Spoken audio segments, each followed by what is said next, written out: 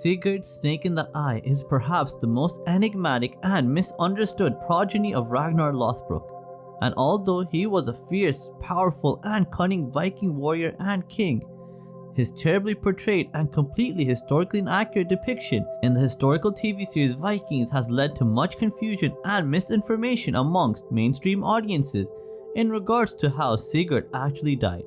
Sigurd was definitely not killed by his brother Ivar in anger shortly after their victory in England, nor did he die particularly young or even in England for that matter.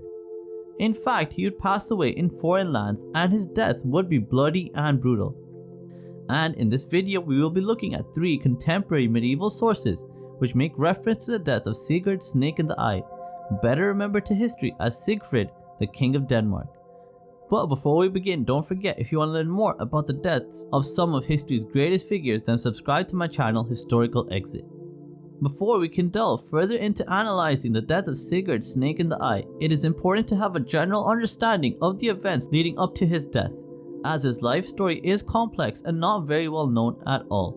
Sigurd was one of the many sons of Ragnar Lothbrok, who would lead the great heathen army into England to avenge the death of their father by killing his captor and executioner King Aila.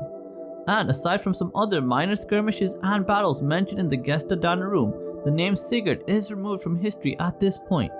But many historical records make reference to an individual named Sigfred, which was a name that would be regularly used interchangeably with Sigurd during that time period, so it is plausible that Sigfred and Sigurd may indeed be the same person, as there is much overlap between their stories and lives.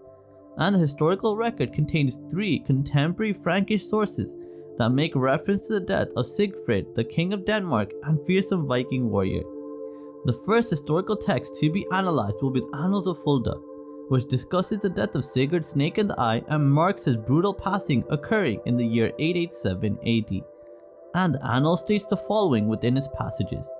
The Northman king Sigfred was killed after breaking his oath and returning to plunder.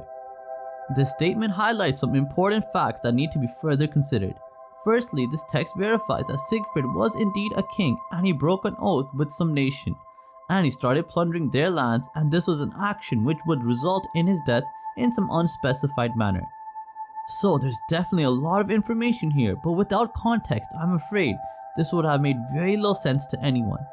So a simple overview and historical background to the above quote is that Sigurd would leave Denmark with a host of Vikings and begin to plunder and terrorize the lands of Francia. And he would even be recorded as having participated in the siege of Paris from 885 to 886 AD.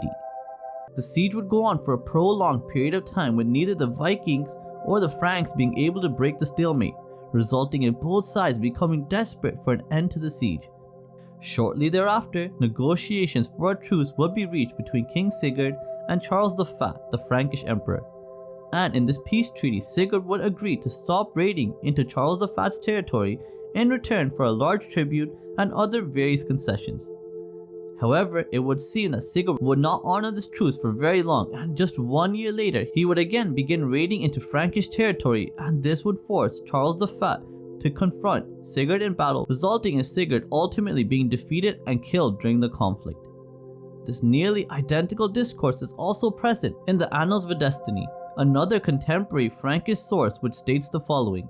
Sigfred, the leader of the Northmen who had troubled the kingdom for many years, was killed by the emperor's forces.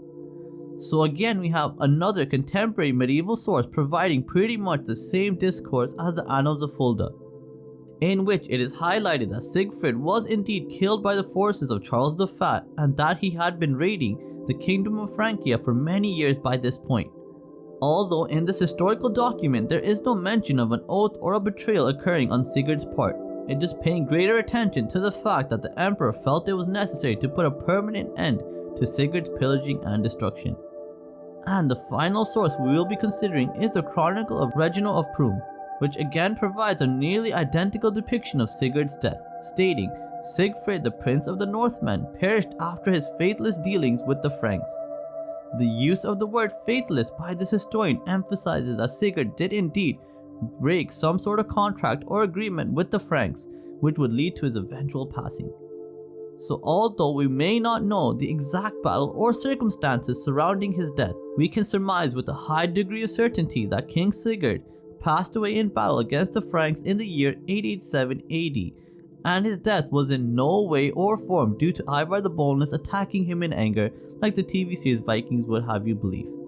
But let me know in the comments down below if you enjoyed this video and which historical figure's death you would like for me to cover next. And as always, don't forget, if you want to learn more about the death of some of history's greatest figures, then subscribe to my channel Historical Exit, and thank you so much for watching. Have a great day. Bye.